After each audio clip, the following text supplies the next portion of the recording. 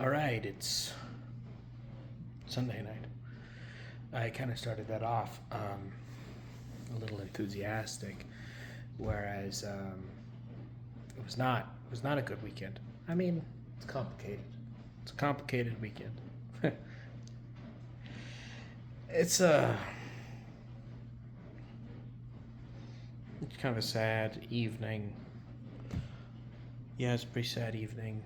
Um, I ended up texting my mom and my grandma and my sisters. We're all in a big group message, and I texted them. I said that I'm feeling really depressed tonight, and that I really thought I should tell somebody. So I texted them, and they mostly replied, and the replies were helpful. It was really late in their time when I texted them, so I'm glad they were there and they saw it really quickly, and and they replied, and they're there for me as they can be, which is good. But I don't know what it was about today that made me so like I couldn't get past it. And it was bad in the evening, but it was kind of all day, where I just felt this sense of emptiness. I don't know. Something good did happen today, though. I put on a new pair of pants, and they are size 34 pants, 34 waist, and they fit. And it's been 10 years since I wore size 34 pants. 2016, I wore size 34 pants, and I haven't since then, which is amazing. I've been feeling really discouraged about the going to the gym lately, and part of that is feeling like it's not making a difference, you know. But to put on those pants and have them fit, wow, that's huge. Just a couple months ago, I was still, 38, size 38 pants. So that's really something. Feels good, and it reinvigorates me. It makes me excited to go to the gym tomorrow. I also I repotted a plant today. I've never repotted a plant before, but I'm really trying to keep these plants alive. I don't really know what I'm doing, but I'm trying to keep these plants alive. And one of them was looking real sad, and it was like staying wet all the time. So from what I could figure out, it needed different soil. So I got different soil, and I changed the soil over, and and it wasn't helpful at the time. But when I look back at it now, I am proud of myself for that. It's not like a big thing, to repot a plant, but I've never done it before, and hopefully I can bring this plant, back to life, and it can be happy. I would like for my plant.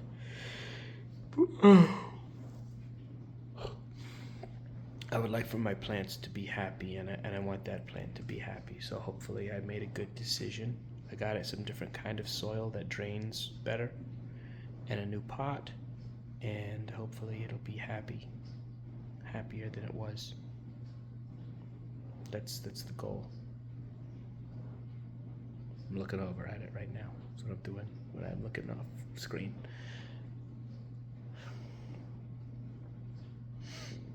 I also I practiced singing today, and I'm getting better about. There are some notes that I just struggle to stay on pitch at. I don't really know why, but I'm getting better, and that feels good. It didn't. I mean, it's kind of like the exercise thing, where I know that as I keep doing it, everything is going to get better. But it's tough, because when you can't really measure your progress every day, it's hard to to stay motivated. Like, it's not that I don't want to put in the time and the effort. I don't mind.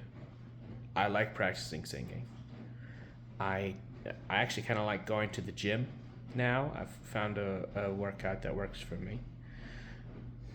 It's not that I don't want to do.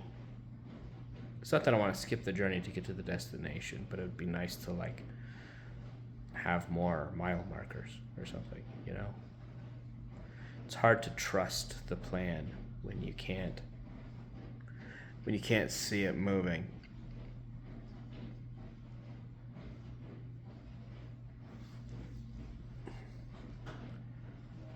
And you know what? I bet it actually makes me think about work differently too. It's hard to trust the plan when you can't really see it moving.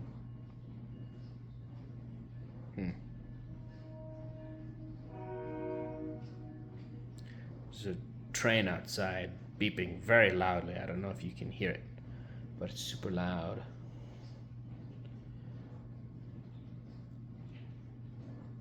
So what did I do today that actually helped me feel better? Because it was just about an hour ago that I was feeling really, really depressed. And I mean, I knew that I was safe because I've committed to doing these videos for a year. So that has really been helpful. Just having that commitment and knowing that I've promised, that I've committed to it, that I'm gonna do it. I'm gonna do it every day, no matter what happens. I'm gonna keep doing it for a year because I promised I would. That is big for me right now. It is helpful so often.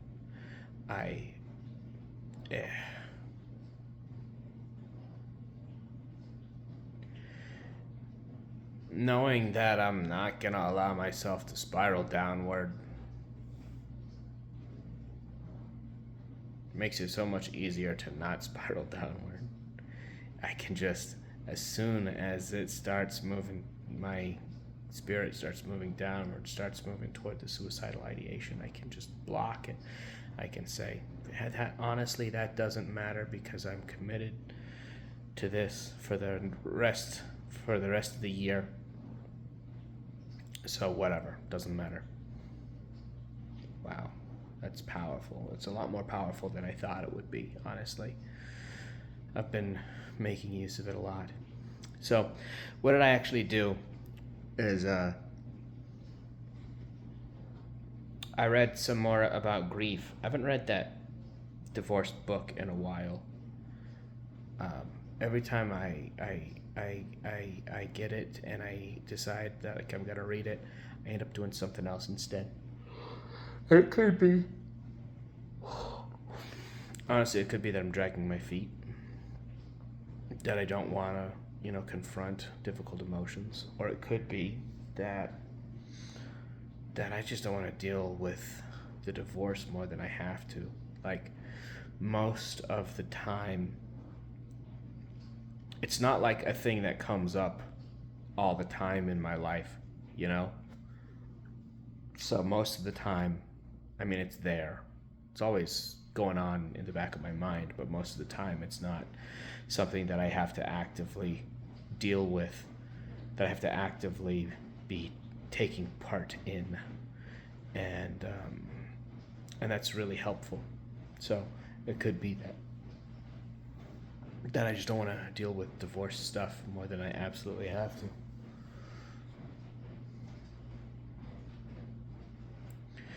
But anyway, I read about grief.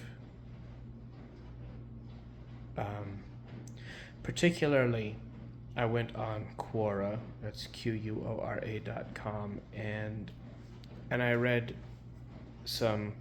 It's a question and answer site if you're not familiar with it. People ask questions and people answer it.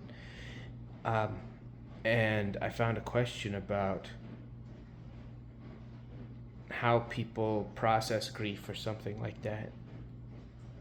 It was about how people overcome grief or move past it. And what the answers were mostly anecdotal. People sharing stories, all kinds of people sharing stories of loss in their lives and how they survived it, how they ended up making it through and being okay on the other end. And it was incredibly helpful to just read story after story. They were mostly about a spouse's sudden death,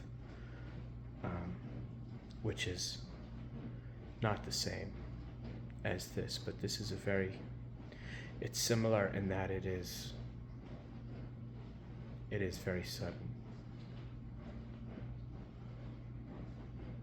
It was very sudden to me. One of the things that I was thinking whenever I was very depressed was that I loved Gabby so completely. Like the whole time that we were together, 8.5 years, almost 9 years, I love her so completely. And I loved her so completely. Like there wasn't a moment when she wasn't number one in my heart, number one in my mind. Everything that I said, I wanted to say to her, and everything that I did, I wanted to do with her. It was the fullest love that I can possibly imagine.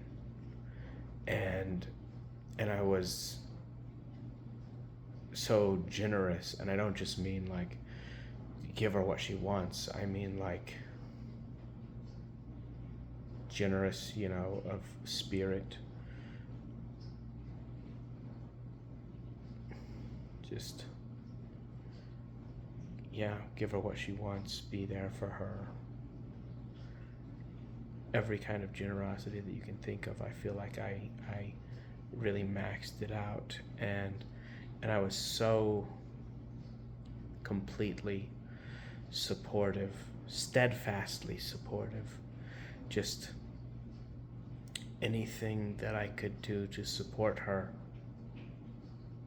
Not only did I do everything that I could possibly do to support her, but I looked for ways that I could support her. She never had to ask for support. I mean, there were times that she asked for it, and that's great. But I spent so much time and energy and effort looking for ways to be supportive, even without being asked. To be supportive and loving and generous, and I was more loving and more supportive and more generous than I have ever seen a person be. And I include movies in that. And the fact that it could change so suddenly, despite all of those things, really makes me feel like being loved is a crapshoot. It's a waste of time. Like there's no point in trying to be loved, because it only exists when it comes from me. It never flows the other direction. So I was being very depressed about that.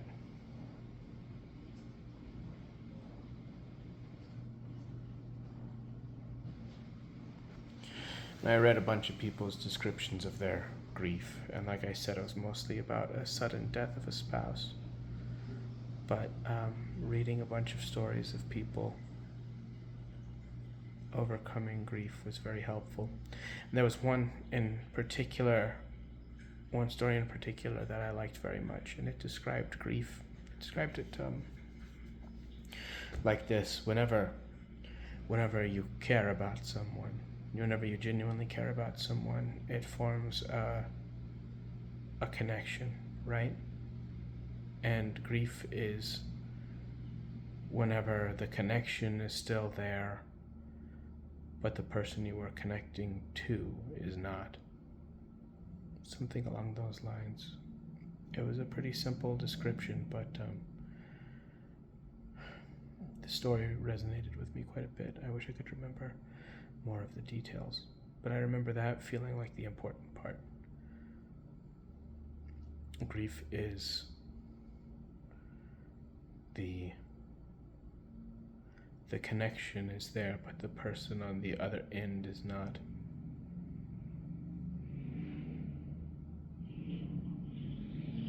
And so it's confusing. It's confusing for the brain, it's confusing for the mind, it's confusing for the heart, because there's supposed to be a person on the other end of that connection. So I liked that very much. And then interestingly, another thing that was helpful was another answer that I read. And this was an answer to the question. The question was something along the lines of, could the fact that I'm overweight be why I don't have a girlfriend?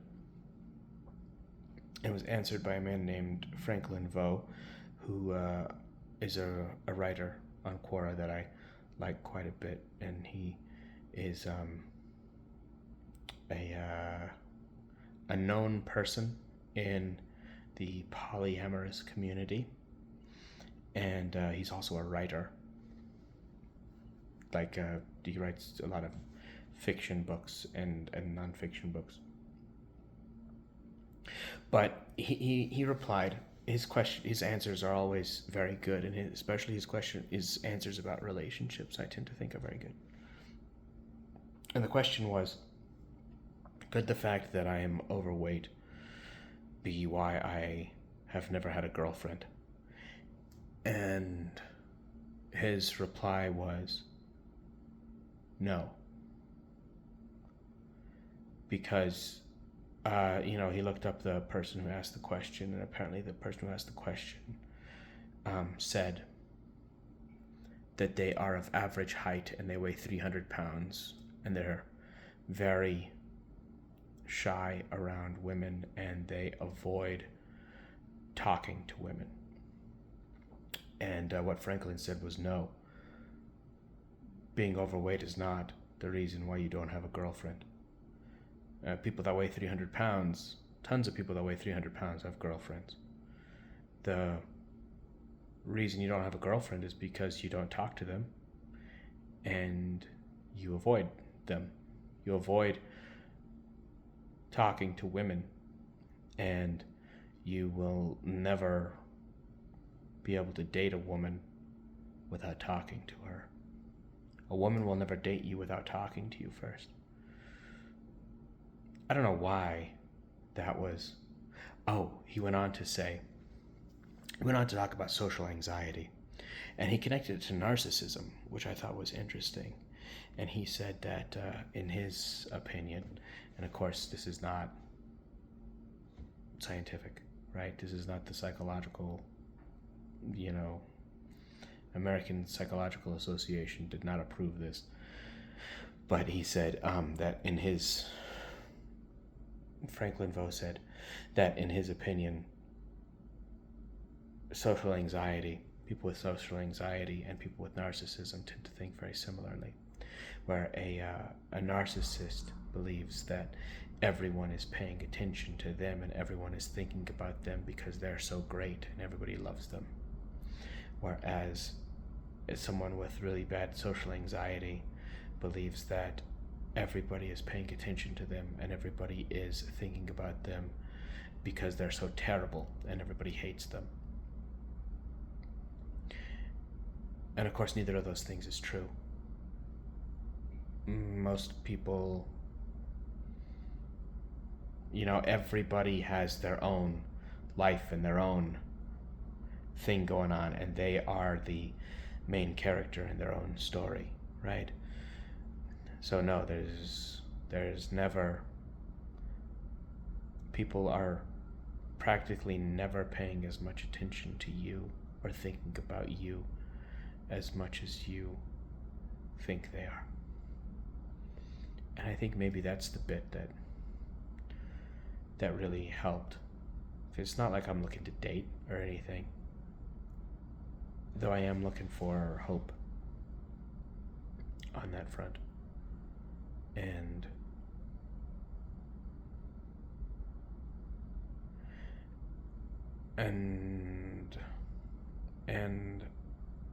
I worry more than I should about being socially awkward and about people not wanting to talk to me. I worry that I'm talking too much, that I'm talking about myself too much, that I'm overwhelming or overbearing people, I worry about that a lot. So I think it was helpful to hear Franklin say that is very rarely the case, because most of the time people don't care about you that much. It sounds like a bad thing, but it's a very good thing. It means that you can make mistakes. You can sometimes be a little overwhelming, and people won't focus on it that much because they've got other things going on. It's not all about you. So between those two things, the idea of grief being the connection, missing the person, and the idea that people aren't worried about you being socially awkward nearly as much as you are worried about yourself being socially awkward, really helped me feel a lot better tonight. So I do feel pretty good. And I'm ready to go to sleep, and I'm ready to get up tomorrow, and I'm ready to go to work tomorrow. And I'm gonna go to band practice tomorrow, and I'm gonna go to the gym tomorrow, and I feel like I'm gonna have a really good day tomorrow. I feel like I'm gonna have a really good day tomorrow, and I'll let you know all about it.